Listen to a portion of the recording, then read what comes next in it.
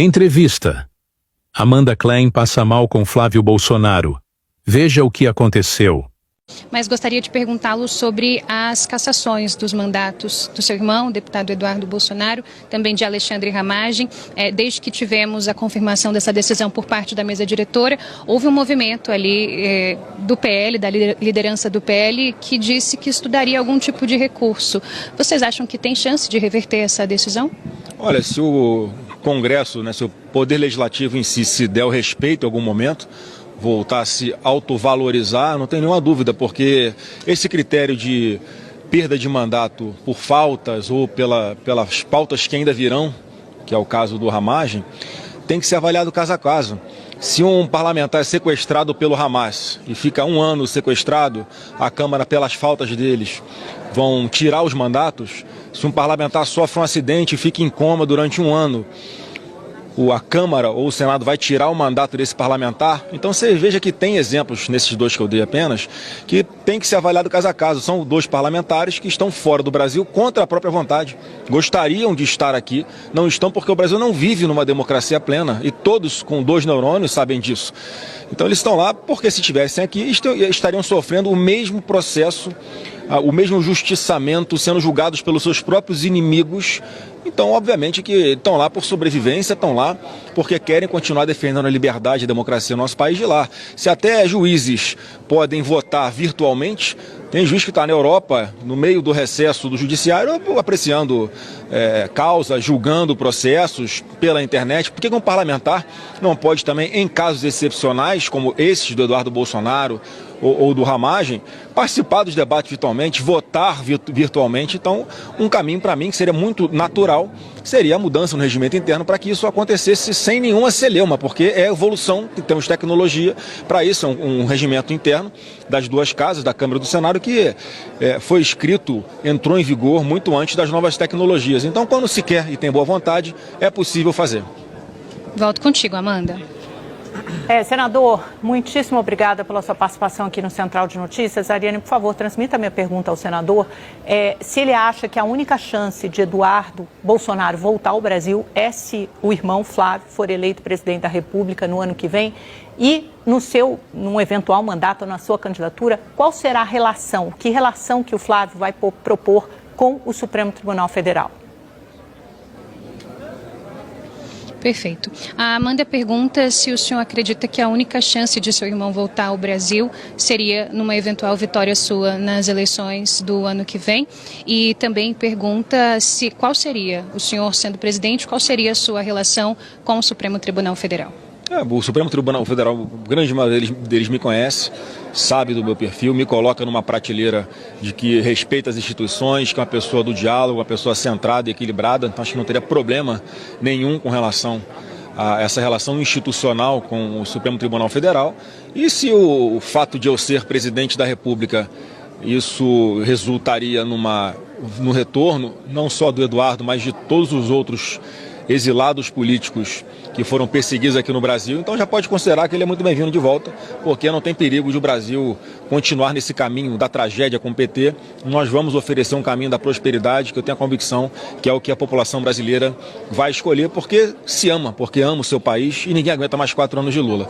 Agora, a forma como isso vai acontecer, aí a política vai dizer, e eu, como sou uma pessoa da política, conheço o Congresso Nacional, me relaciono bem em todas as instituições, eu acho que não haverá problema de a gente resgatar a normalidade no nosso Brasil a partir de 2027. Senadora, a gente tem acompanhado a situação envolvendo os pedidos da defesa, os exames, as perícias às quais seu pai está sendo submetido na Superintendência da Polícia Federal aqui em Brasília. Qual que é a atual situação real do seu pai, já que fica nesse aguardo de uma eventual autorização para um procedimento cirúrgico, tem a questão das crises de soluços, a gente ouve muitos aliados dizendo que não há estrutura onde ele está preso para que lá ele continue. Qual que é a situação de momento? O Brasil inteiro sabe que é uma pessoa de 71 anos de idade, desde que tomou aquela facada de um ex-militante do PSOL, nunca mais a saúde dele foi a mesma, não está em condições ali na sede da Polícia Federal. E o mais absurdo de tudo isso é que você vê que a autonomia médica é desrespeitada nesses casos, né? Aí a ciência é rejeitada, porque se tem um médico atestando que ele precisa fazer determinada cirurgia, o médico não está brincando, né? Um juiz não pode achar que sabe mais do que um médico, um juiz não pode continuar protelando um pedido médico, que é uma coisa séria, que deveria ser respeitada, apenas para ficar sacaneando o Bolsonaro, que é o que está acontecendo. Então isso aí é muito revoltante, isso aí é inadmissível. Você vê como é que é o tratamento desumano que é dado ao presidente Bolsonaro, e eu espero só que o Alexandre de Moraes não esteja aplicando a jurisprudência Clesão.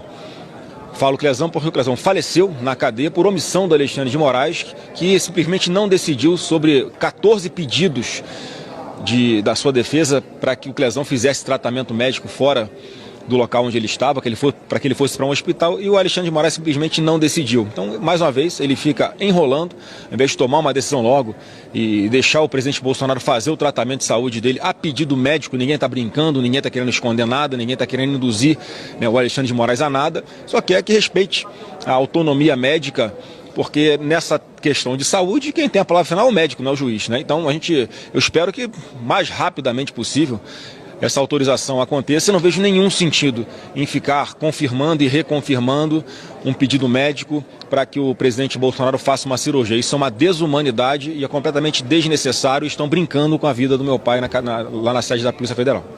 Amanda, o senador nos pediu para ser breves, mas acho que ainda conseguimos fazer mais uma pergunta aí do estúdio. Não, pede mais duas para ele, Ariane, mais duas. Primeiro eu quero saber se ele vai defender o impeachment Mais duas, senador. do Alexandre de Moraes, se ele for eleito presidente. Sair, mas vou ser mais rápido na resposta. Então, duas. Não, então, olha, vamos para a eleição, vamos ser muito objetivos, já que o senador está com pressa, vamos perguntar de eleição. Ele apareceu muito bem nas pesquisas Quest como candidato competitivo, embora tenha uma rejeição alta. A candidatura dele está consolidada? Tem alguma chance dele rever isso até março ou abril do ano que vem e ceder o lugar para Tarcísio ou não? É fato consumado e ele vai até o fim?